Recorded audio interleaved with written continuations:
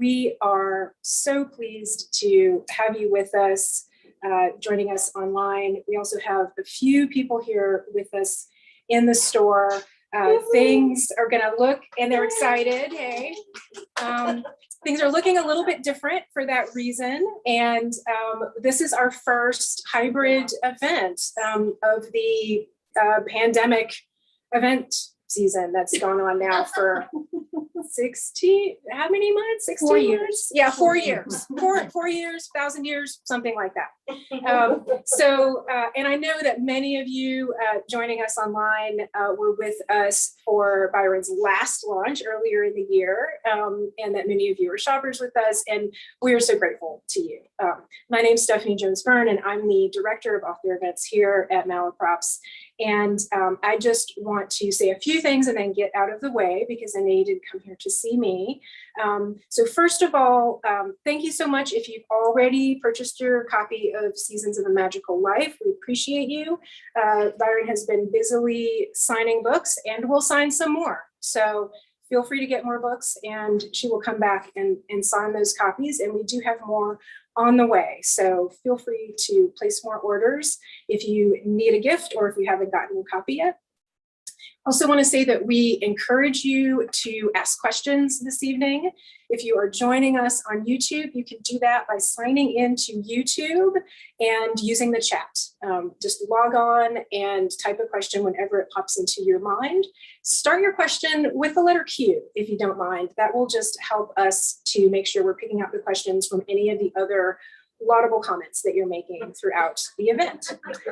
So feel free to do that. We'll get to as many questions as we can at the end of the hour. And I'm going to keep this real brief because I feel like we all are here because we know Byron Ballard. She is a Western North Carolinian and a font of wisdom, has written many books, and we usually have them here when they're not sold out. And tonight, she is here to present, as I mentioned before, Seasons of a Magical Life. So I'm just going to bring on Byron Ballard. Thank you.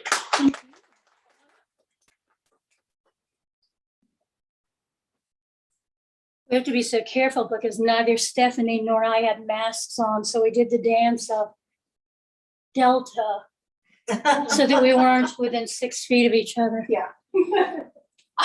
It's so nice to look out over this crowd of people and know you. Well, mostly know you. And to know that we're doing something experimental and fun. I've been doing a lot of, let me do this. I've been doing a lot of Zooming from my kitchen. So to Zoom from this bookstore is a little different because I'm wearing long pants. Though I don't have to. If you could see what everyone's seeing, hi everybody. You only see me from here up. I didn't have to wear pants at all, but for your sake, I did. So we're doing something. We're doing something experimental, and I think from here on out in the world, we're all going to be doing things that are experimental. We're not ever going to go back to where we were, ever. And that's okay, because where we were was not so great. So welcome. And there you are, all masked up, and I can tell you're smiling because your eyes are crinkly. Though I guess you could have crinkly eyes because you've got a little fist like this. When you finish talking, lady, you are done. But I'm going to tell you, I got my shillelagh right down here. So I'm going to tell you a little bit of the process of this book. I'm going to read a little bit from the book, and I would love to hear your comments. I would love to read comments from the Zoom audience. Hi, everybody. But mostly, I just want you to celebrate with me the creation of this book. I'm going to read the thank yous, if you don't mind, of the acknowledgements. And I want to start out by thanking Malaprops because they have been so outstanding through the launch of the first book that came out this year, which is up here. It's called Roots, Branches, and Spirits. And I have been in the back room signing, and they've been so gracious and so fun. I'd forgotten how fun backstage at a bookstore is because I haven't worked in an indie bookstore in a long time, but I'm going to give the pitch now to support your local independent bookstore as much as you can, because they are the lifeblood of so many writing communities and creative communities and readers communities. And we are blessed in Western North Carolina to have Malaprops. I will tell you, once you come in the store, the bathrooms look exactly as they have looked since they moved to this location. I'm telling you, exactly the same. And they even smell slightly the same. So thanks to all of you. Here are the acknowledgements. And I've had so much fun with people who have already received their book. And I say, did you look at the special thanks? And they go, no. And then they burst into tears. So I don't know that any of you are mentioned in here, so you don't have to cry. No tissues. The idea for this book was suggested by two acolytes of homeliness, Melissa D'Ortenzio and Maya Sara Winterhart, as well as the ongoing work of Dr. Sharon Blackie, who feels like a reunion as well as a revelation, especially her soul-breaking sojourn in the sacred harshness of Western Ireland.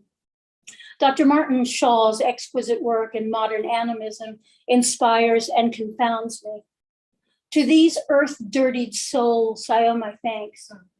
And to these humble and divine beings, Paul Stamets, Paul Strauss, Amanda Strouderman, Bob and Lucia White, Laurie Newman, Jacqueline Honeybee Durbin, Jen Rue, Leanne Ticknor, Julie and Sam Thompson, Paul Patton, Amber Sheehan, Charlene Suggs, A.C. Staubel, and Isaac Alexander Salamander Hill. May beauty be always before you and strength be in your wild, raw hearts. And to my wonderful team at Weiser, you know who you are, my deepest thanks. So I wrote this book, which I've been referring to as the book of my heart, while I was in quarantine. So it was great.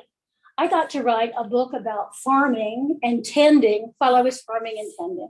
So it made it immediate. And I think you're gonna hear that in the reading of the book.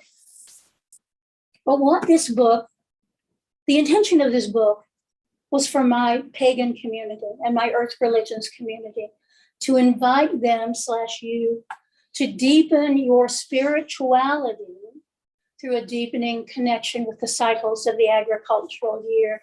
I hear far too many pagans, let me look directly into the camera. I listen to far too many pagans who complain, well, I don't know what to do at the first harvest festival because I'm not a farmer, I don't harvest anything.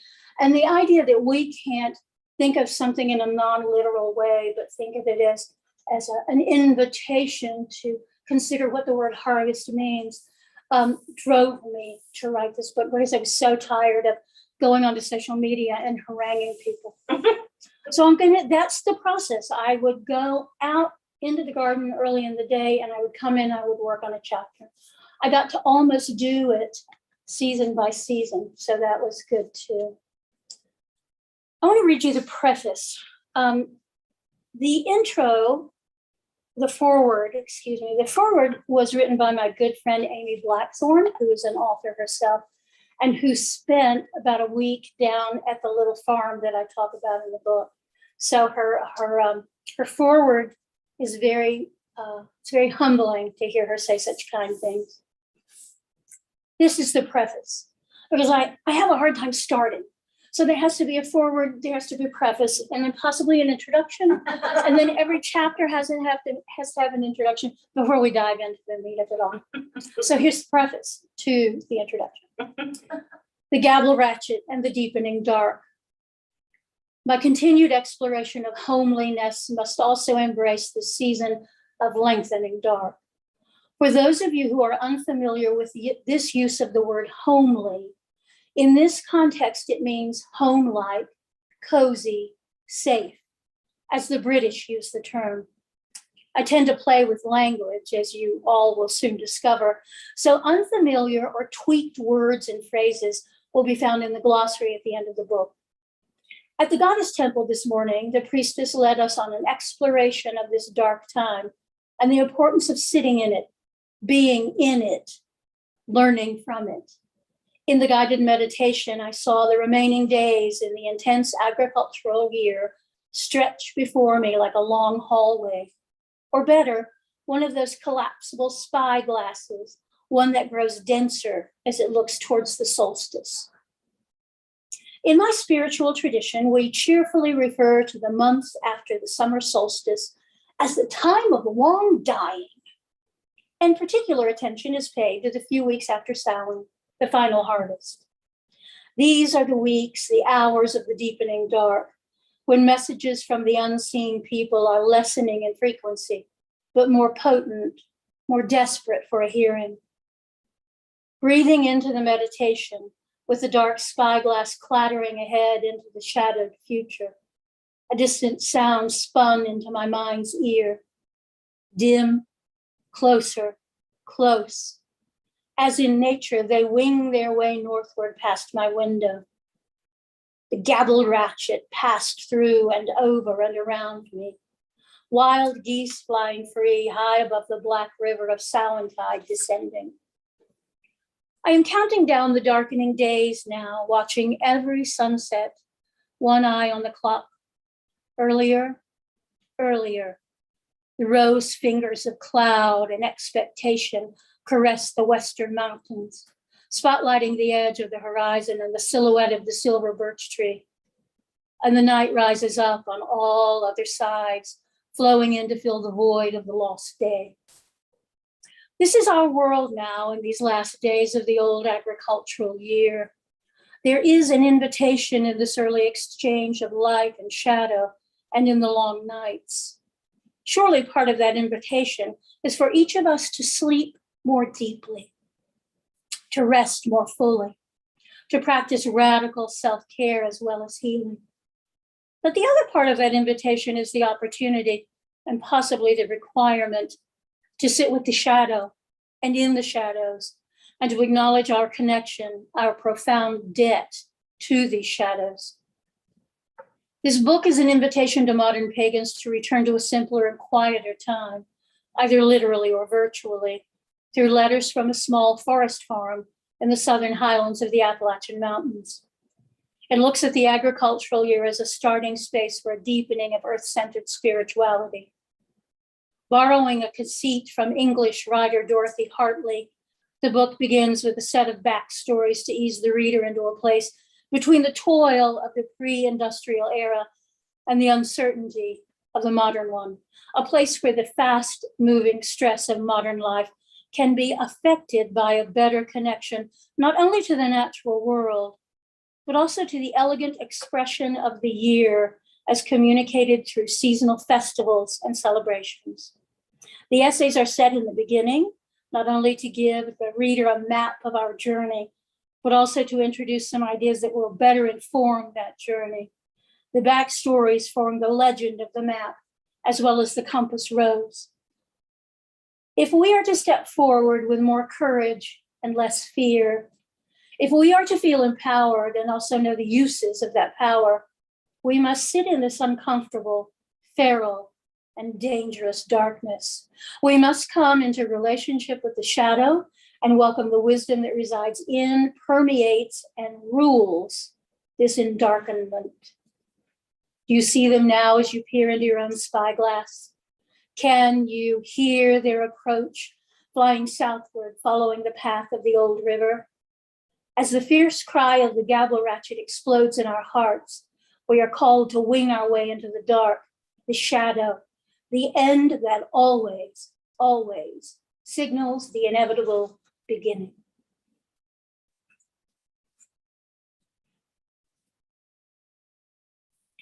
I especially wanted to read this piece tonight because it took place in the bookstore where I used to work. All hail independent bookstores. And I think the staff here they'll understand what I'm talking about. Listening for the hoofbeat of God. Working in an indie bookstore for 15 years, I sometimes would walk quickly past a new book and misread the title. That happened with a pretty book on Celtic spirituality, a pagan-flavored Christianity that was all the rage in the 1990s. It was called Listening for the Heartbeat of God by poet John Philip Newell. I saw it as listening for the hoofbeat of God. And it set me thinking about how we encountered the living spirit of nature as an anthropomorphized being Time now for us to look past the green man figures in European art and the deities like Pan, which are a helpful entry point for many pagans, to an intuitive knowing, a kenning about the webs of being and how they connect and renew. We are not separate from these other gods, these wild gods, these green gods, unless we choose exile from them. We can allow the green of the world to seduce us, luring us into its herbal clutches. We can stretch ourselves out in a field of red clover and feel the spirit of soil and rain rise up to meet our seeking, thirsty soul. We can select a few herbs native to the land with which we dwell and learn everything we can about them and whisper their names, chanting our way to herbal bliss. As we learn about them one by one, we form an alliance with them. Then we move to another one and then another until we can stand at the edge of a gravel parking lot, edged with them, and recite their names like a lover, like wild poetry. This love story can lead to making salve from their leaves and saving the small spike of seeds for that day when we will all live in the country with friends in pastures and fields. But today, here, in this less than primal setting, we can touch the mystery.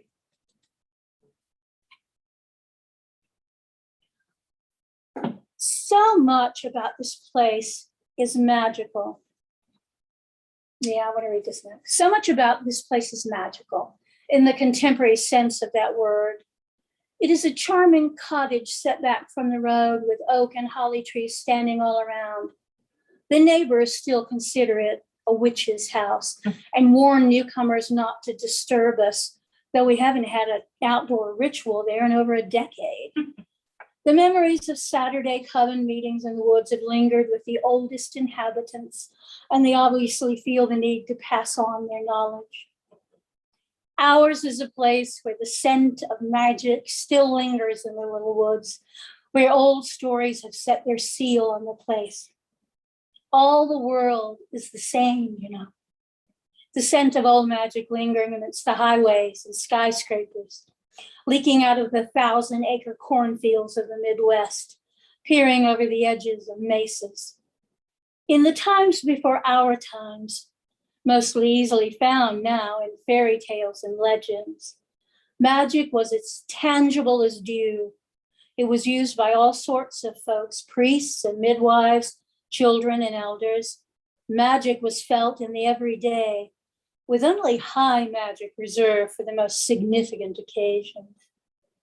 In some places, this native and lively magic is still observed and tangible. Most of us can recall a place where we felt something of the old sizzle of magic in the air. But so much of the world now feels mechanized and impersonal, and it has led many people to believe that magic is only stage illusion and not at all real. Magic then becomes the province of children and cosplayers, and the rest of us are left feeling the loss. It is possible to re-enchant the modern world, and it's basically a simple process. Like bringing poisoned Tinkerbell back from the brink of death in Peter Pan, we can choose, intentionally choose, to believe in magic again.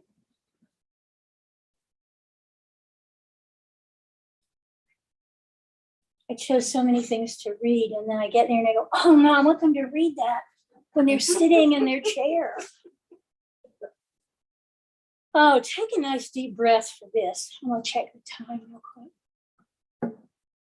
Here are some small but significant processes you may consider as you do this work, listed in no particular order. Slow down and occasionally stop. I'm going to say that again. Slow down and occasionally stop. Watch your hands as you lock your front door. Look at the sky and note the clouds. It has become a truism in modern culture that we're moving too fast, have no time, use busyness as an excuse for non-engagement. This leads us to lives nearly unlived as we move frantically from one thing to another. To take 1 minute out of your frantic pace may simply feel impossible. This doesn't have to be the first step, but it's an important one. and will lead us to better observation and a widening sense of self in connection with the world around us. Don't shut yourself off out of exhaustion and fear. No, you can't add another thing to your life.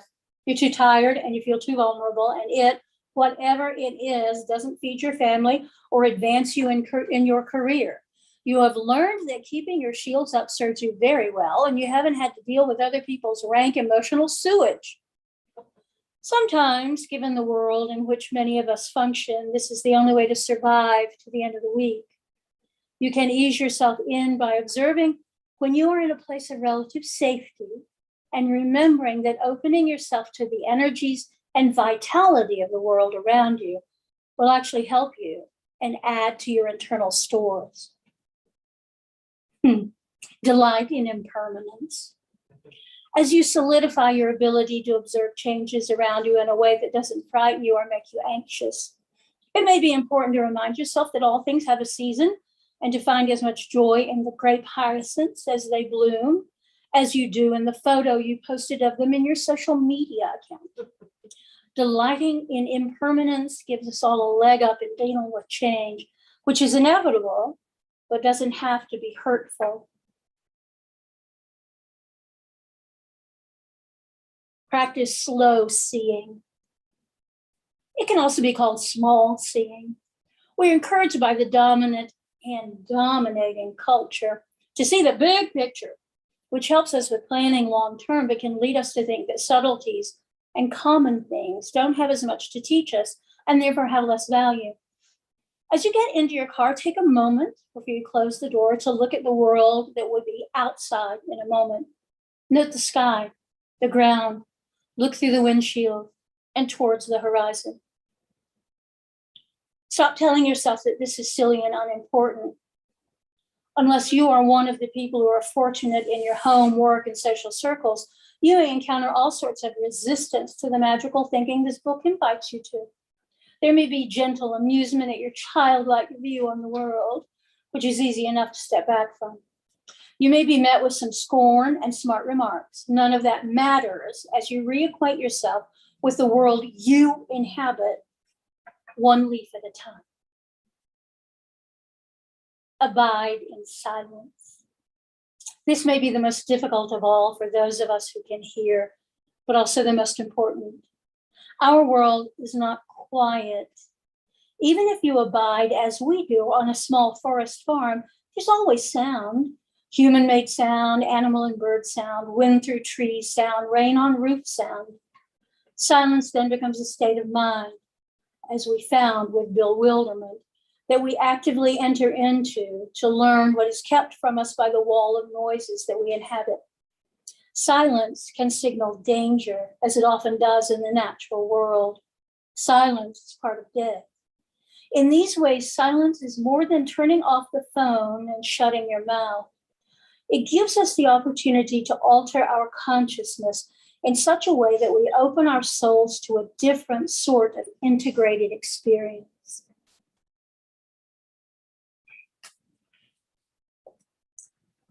We are now in the season of Lammas, of Lunasa, of what I call the first harvest. And I was blessed to be writing this chapter during that season, not last year, but the year before. The way the chapters are laid out is that they begin with a short poem, and that is a tribute to Dorothy Hartley, who was a writer in the 1930s. And then there's a letter from the forest farm that tells us what we're doing, tells you what we're doing. There are skills that you may adapt or try. There are chores for the season. There are traditions and celebrations. There are activities with children and other friends. And I'm going to go through some of this. There's foraging. And there is an icon for each of these holy days and a little paragraph on the season's end. So I'm going to wander through some of Lammas for you. Here's the poem. And these were so much fun to write. As a person named Byron, I rarely write poetry. That just seems, that seems wrong. But I did, these are fun, funny poems. I know you'll like them. Knead the lump and shape it dear. Lammas night is almost here. Stepping light on holy ground, dance the circle round and round. This the harvest, first and fine. Early wake, it's baking time. So there's a whole section in here on bread making, yeasted breads, and a philosophy on kneading, and just some fun things that you can do with different breads and different leavenings of breads. The chores are all about food preservation, which I think a lot of us are in the process of doing now. And I explained this yesterday. I did a memorial service for someone, and part of that memorial was explaining the concept of cakes and ale. And so there's a whole section in here, the blessed loaf and the ceremony of cakes and ale. This dear and tender ceremony is more than it seems on the surface. It isn't only about making sure everyone's lunch is packed and the coffee gets made in the morning. It really is a larger commitment about support, encouragement, and assured community. It's a ceremony that could be used more often in other situations, in my opinion. Again, we see how there can be a literal meaning to all these seasonal observances, as well as a metaphorical one. The Christian Eucharist is a kind of cakes and ale ceremony with a promise made to the offering and receiving of a sip of drink and a morsel of food. We might choose to adapt this ceremony anytime we have a gathering with food. Thanksgiving and birthdays come to mind. Anytime you are wrapping ceremony around an event to give it its proper respect and commemoration, consider this powerful set of promises that should be refreshed, whether in a family unit or a larger community. May you never hunger, may you never thirst, may you blessed be, may we all blessed be. And then there's a section on harvesting mushrooms, and there are lots of things you can do with children, including making corn dollies, and shaping a loaf person, which we have done not with children, but with our whole crazy community. And that's fun, a little bread dolly. And a picture frame made with dried corn. And any of you who grew up going to vacation Bible school, remember the white glue frames that you made with dried, what we called then Indian corn. And yeah, and it always had a picture of Jesus in it, always super white Jesus. So there's a little bit about that. And the icon, unsurprisingly for this season, is wheat. And I want to read you a little bit about that. If you read a great deal of English literature when you were young and were shirking the chores your parents had set for you, as I did, you may have been confused, as I was, when there was a reference to corn. They did not mean the sweet corn or maize we Southern children ate with such gusto this time of year. They were referencing wheat. Hence, a traditional corn dolly is made with braided wheat, though I often use sweet corn shucks for the same effect. Wheat gets such a bum rap these days. So many people cannot ingest it. Some can't even be around it without suffering dire effects in their digestive tracts. We've discovered that excessive carbohydrates have wreaked havoc with the US diet, including my own. You may be happier and potentially safer by acknowledging the importance of wheat as a symbol of plenty and as one of the legacies of our human transition from nomads to farmers and pastoralists. One of the symbols of plenty to the Western world is wheat, often placed with vegetables in a cornucopia. We see these in the arms of goddesses that adorn the official seals of many states in the United States. At the farm, we favor an old grain in the wheat family called Khorasan wheat, or kamut, the product's commercial name. It is big and chewy, a solid grain that we use in tabbouleh and soup. When I hold a few kernels in my palm, I can sense the history of my species and the plant I'm holding. A saga that begins before the written accounts and is contained in this ancient grain. I imagine a group of women gathering roots and grasses along a creek and finding a strand of this grain's ancestor, not as fat or abundant, but the same basic foodstuff. Did they try it raw first or grind it to make a paste? How long did it take them to fiddle with its DNA through hybridization and create the wheat we know today? Wheat seems to me like a family's home place where everyone gathers and remembers the old stories and the old ways. Holding those kernels feels like an ancestral homecoming. Next comes for us, of course, the autumn equinox, and that's just a few weeks away. Heaven to Betsy, how did that happen? There's lots of things we do in my spiritual tradition to prepare for the final holy day of the year, Samhain. So there's a lot about that, about fertilizing and cleaning up and not cleaning up your garden too much, because there's lots of insects and other animals that want to nest and nurture themselves in what you have left at the end of the year, your gleanings. The final section of the book is called Hearth. And I wanted to bring all of this home. I nag you relentlessly in this book about chores and paying attention and taking time. And then I want to bring you home at the end of the book to the hearth. I want you to be able to sit at your own fireside and enjoy the fruits of your labor, because that's what it's all about too. When I've been signing this book, I write in it wake, work, and wonder. And I want you to be able to indulge in all of those things. And also sleep, which I don't write in the book. But you need to do more of that. I guarantee you need to do more of that. Kindling, rekindling.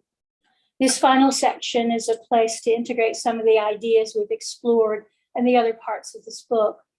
We'll use the idea of the hearth, the hub of the house, as metaphor, seat of power, and launching pad for personal expression.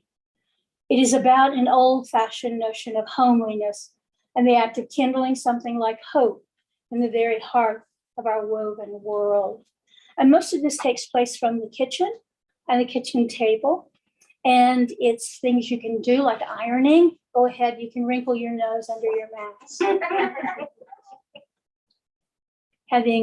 Having lovely, clean, bleached, damped kitchen towels hanging in your kitchen dry. And I'm going to read you the conclusion. And then I'm going to ask you all some questions, or I'm going to let you ask your questions. It'll depend. If you don't ask questions, I'll ask you. We've taken a tour of some of the rooms that collect our lives and hold them close. Places where we can savor what we have and what we do and who we are. Not everyone has rooms, and we should remember that. Not everyone lives in the way that we do, whatever way that is. The awareness of that should bring us a sense of curiosity about others, as well as awaken in us, if it is not awakened before, a sense of the importance of the ancient blessing of hospitality. There is so much to do every day to tuck in the ends of this weaving we're creating, to observe and really see, to listen and really hear, to integrate our intuition and our ancestral memory into a practice so practiced it no longer feels artificial. It only feels like living a good life and a full one. So the other thing I will tell you about this, which surprised the folks at Wiser, is that I wrote this book by hand. I hand wrote it in a notebook. And I did that because then I could write when I was outside. I didn't have to go, oh, wait, I forgot my tablet. Oh, am I too far from the router? Oh. I could just have a pen that would write and some paper, and I could write down my thoughts.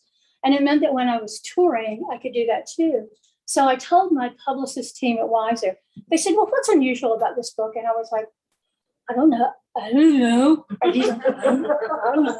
Because my process of writing, honestly. So I signed a contract for a book and they tell me it needs to be this many words, and I vomit out that many words. So in the case of this book, 60,000 words, I gave them 65,000 words. And then editors have to come in like a cleaning crew. And they have to go, well, this is obviously something that needs to go away. This we might could keep, but it shouldn't go here. So I'm that kind of writer who is very grateful for editors, but I think I also make an editor's job a little harder than it needs to be. So I finally said, well, I mean, I wrote the book. And they were like, yeah. I said, no, I mean, I wrote the book. And they went, what? What do you mean you wrote it with a pencil? And I said, no, I wrote it with a pen. But yeah, I hand wrote it. And I also hand wrote the other book too. So there's something about the craft of writing that was very important for both of these books, but especially for this one. So I'm going to check my time one more time. And do you all have any questions? That was exactly the question I was going to Just about vomiting forth Yes, words? vomiting forth. I was going to ask, no, about writing, like your process, especially this one. And that just seems so appropriate. I really love to write. And I'm the luckiest person in the world. I get to write all the time. In fact, people keep saying, because my husband is retired, and they'll say, so are you retired? And I go, no, because, oh, no. Well, what do you do? Well, I'm a writer. And then they have this sad look like, oh, I'm very sorry. Yeah, I'm a writer, so I don't get to retire. But I love to write. So there's a fellow I follow on Twitter, and he's always giving you things you can do if you can't think about what you want to write. It's like, okay, but I always can think of what I'm going to write, because I'm going to write a couple of books. I'm writing a play. I may write some bad poetry, all of them. Yeah, Brenda. So if you wrote it by hand, who got the job of transferring that? Oh, I did. Did Oh, you? I did. Yeah, no, then I put it, yeah. Oh, wouldn't it be cool to be like Thomas Wolfe? And you could just hand them reams of paper and say, make that a book. Figure it out. I mean, at least I'm not that bad that I do type it out. But years ago, before there was word processing, I would write plays, and then they would get their final rewrite when I typed them out, typed out copies. So that feels okay. But then I have to be able to read my handwriting. That's not We're still waiting for questions from the virtual audience. So if you have questions for your audience, okay. we'll have some more reading. Well, good. Hey, virtual audience, don't you have anything you want to ask? And they're like, shh, we're not here. Silent. I will also add that this book, after years of working in a bookstore and reading Publishers Weekly religiously, this book got a really nice review on Publishers Weekly, and that made me very happy. I felt very proud of that. So are any of you writers? I know Diotima is. She has a wonderful book. Thank you. And I've turned into an editor now, so. So you're not writing much? I'm not writing much, but now, no. And that's okay. That's fallow for me. Yeah, and that's okay. And being an editor, that is such, to me as a writer, that seems like so much harder than what I do. Well, and I find it easier because somebody else has done that heavy lifting. I'm with you. Whereas when you're a writer, a lot of times you're the one, you make that idea work, you're the heavy lifter. Yeah, maybe. I'm hot to tape about writing. I have a question. Yes. So I'm just really curious, and you may not be able to share very much, but you mentioned working on a play and working on plays. And I wonder if you could just tell us a little bit more about. Oh, yeah. Well, Please. after the years, the teenage years of writing bad poetry, and you all did it. You all did it. What got us through the 15-year-old year? Writing, he has the eyes as blue as, oh yeah, we all did. After that, I became a playwright in my 20s, and I did a lot of original work, some of it based on local folklore. I also adapted a lot of classical work for the stage. I did Moby Dick and the Odyssey, and Beowulf was one of the last things that I did. And now I'm doing an adaptation / rewrite musical of Midsummer Night's Dream. So that's being fun, and it's going to be a summer stock company that is performing the play, and they do it so badly that Oberon, Titania, and Puck show up to go, what the hell, people? And then Puck ends up falling in love with the girl who's playing Puck in the play. It's very sweet. I never would have thought I'd be writing a musical, but I am. It's a lot of fun to do. And Bottom is ending up being this wonderful kind of Albert Camus character. Because we always think, oh, he's just a buffoon. Who knows anything about Bottom? And he's just turned into this kind of sweet, nobody loves him, and he's kind of desperate for affection guy. Very angsty. Emo. He's emo Bottom. And I do have a couple more questions for you. From Yeah, absolutely. The rest of our audience, and they can keep them coming. The first one is whether or not you're going to be starting classes soon. So I know. Yeah, I probably will do some this winter. I've got 2 more books in the works, sort of, kind of 3, kind of. But I love doing online classes, and I love doing local classes, but that's all going to depend on what happens with this Delta variant. Yeah, for sure. Yeah. Good question, thanks. Yeah. And then someone is asking for you to expand a little bit more on your writing process. You mentioned writing outside and longhand. And vomiting. Yeah. Are there particular rituals though? Oh, no, I don't think so. With my earlier books, I would do a candle and do a sigil or a picture that symbolized the book, and I would light the candle as I was starting, but I haven't done that in 6 books now, or 4 books. But yeah, I don't have a particular ritual. I like for it to be quiet, which is really hard in my house, really hard. So here's one. What is your pagan view of the pandemic's role or purpose? I want you to see this book. I didn't bring a copy with me. We don't have one here because it's sold out, because all of you should have it. All of you should have it. Hold on. Oh, bless you. This book came out in 2018, and it will tell you exactly what you need to know about the pagan view of this pandemic. Tower time. We are seeing systems implode across the world. Anything organized in a top-down manner is falling, recalibrating, falling some more. This book is the key. Order it from your local independent bookstore, or order it from Malaprops, and I will sign it for you.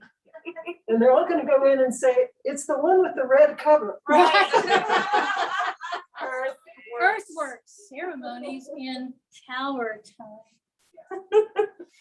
Thank you. Thank you.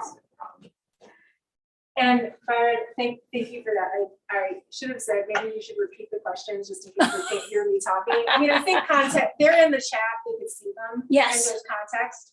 Good, But- good. So I think it's okay. So if you can hear me at this point, y'all, like I said, it's our first one of these. So thanks for bearing with me. We're making it up as we go along. We totally, as we have been for the last however many months. And we're all doing Yeah, that. yeah, for the last 39 Yeah. years, actually. Yeah. But we're all doing that, and there's nothing wrong with that. Okay. It stretches our creativity and it gives us courage. I think we have lived for so many months now in such fear. For some of us, we lived 4+ years in such deep fear. And it's nice to be able to kind of go, okay, well, so far so good. So what do you have something, I just don't remember the list. Do you have something else already in the works, or at least in your mind, as far as another book? Yes, I've got 3 books that are jostling for position. There's a book that is my answer to, I'm not even going to say the title, a recent book that was made into a movie by Ron Howard, and it has the word elegy in it. It is my answer to that book, and it's called The Ragged Wound, Tending the Soul of Appalachia. And that is a series of interviews and thoughts about what we can do in the region, in which I introduce the concept of the Appalachian diaspora as an important part of serving and saving the region. And then I have 2 other books that I can't tell you about yet, but we'll let you know as soon as I can do that.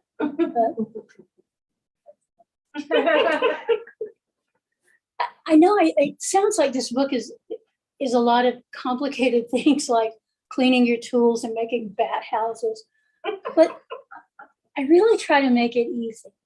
Like there's a whole section in here about how to boil an egg. 'Cause I'm amazed at the people in the world right now who don't know how to boil eggs. And they've never had to. And you can walk into almost any grocery store in the land and they're boiled eggs. They're even peeled. They're waiting for you to eat them. It just feels like salmonella in the fridge. But so there's lots of how-to in this book.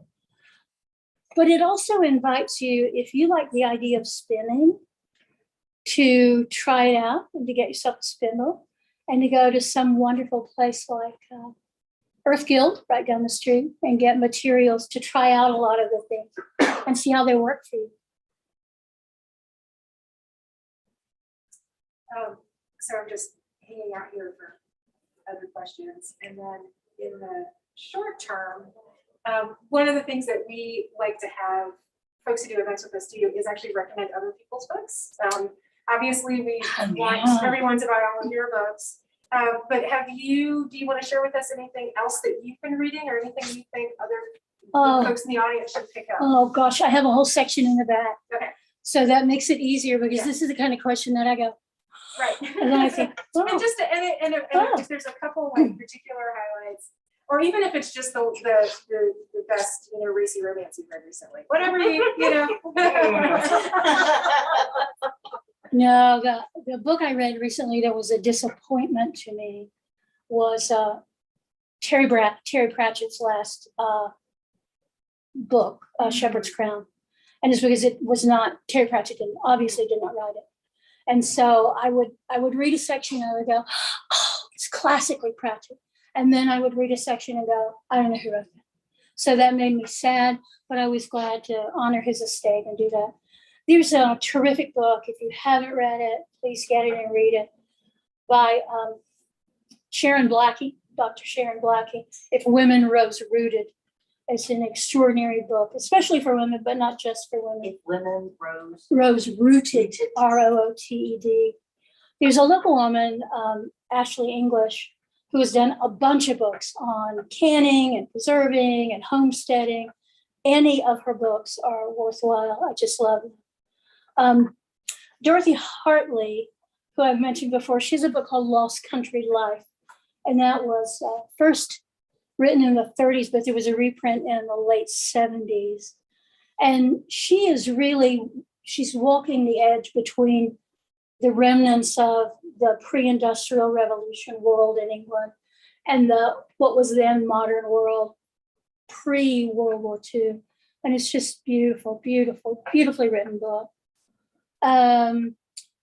If you have not read Derek Jensen's Language Older Than Words and Listening to the Land, both of those are very, very worth it. There is a writer called Glennie Kindred, and the book I love best of hers, so I love them all, is called Letting in the Wild Edges. And if you haven't read Joanna Macy, you need to read her. Thinking Like a Mountain is one of my favorites. Martin Shaw, Scatterlings, and okay, no, I'm not going to do that. Paul Stamets, you all know his Mycelium Running, all the good stuff. I love looking at the people. They're people you don't know, but we can see. They come to the door because the door's locked, and they're looking like little Victorian urchins. But there's books in there and I can't get in. Please, sir. Pretty funny. Don't have any other questions. So if there's no other questions, and we will take another look before we wrap up the hour. Feel free to say no, Byron. But our last event with you, there was some singing. Oh boy. And I don't know if you have if there's a song in your heart this evening, if there's an urge. But I'll just invite that if you feel like, Oh my gosh, well, somebody has to say something while I look through here and see if there's anything I should sing yeah. that's related to the book. God, I did sing, You didn't did, I? yeah. I know that there's some people on the event right now who remember that, and I feel like they might have come in. I'm just gonna project that expectation.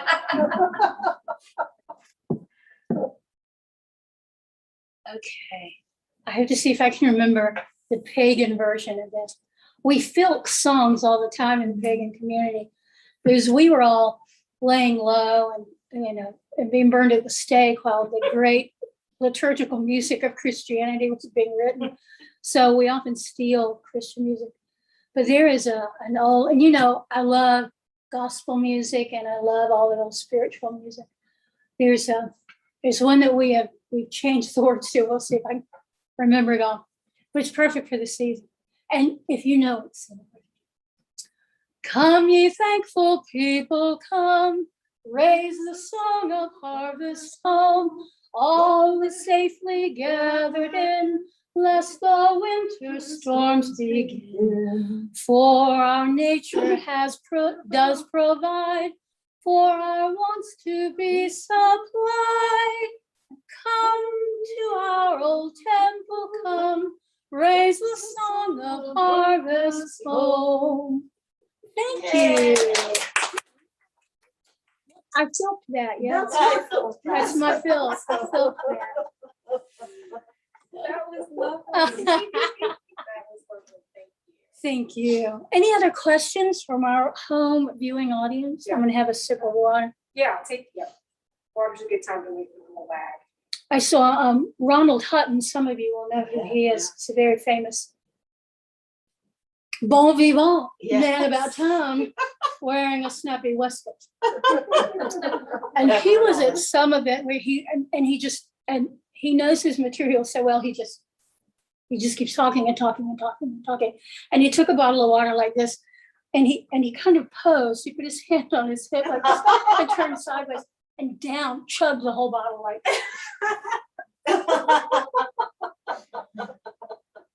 and it was the most hilarious thing. And you could hear the bottle squeeze as he just sucked all the water out of it. There are a bunch of wonderful shows on YouTube, a lot of them about a Victorian farm and life in a medieval monastery farm. And I love all those things. And he is often on those. And he's their historical expert on pageantry and celebration. And I just go, oh, God, Ronald Hutton, you cute guy. But I tell you, I was supposed to have coffee with him the last time I was in Britain. And I didn't finish the reservation with him, the appointment, because I went to have fun at a seaside resort. So sorry, Dr. Hutton. Sorry, Professor Hutton. I know I will see him again, and he will remember because he forgets nothing. Well, I think we could actually then end on a confession then. Your confession there about Dr. Hutton. I don't see any more questions, and I'll just go ahead and shout because I think folks can hear. Shout apologies if we miss a question due to the internet lag. We apologize, but we're going to go ahead and wrap up. And thank you, Byron Ballard, for being with us. And thank you all for coming out. And thank you all for tuning in. And the book again is Seasons of a Magical Life. You can get it at your local independent bookstore or at malaprops.com. Thanks, Malaprops. You all right. And thanks everybody who's doing all the tech.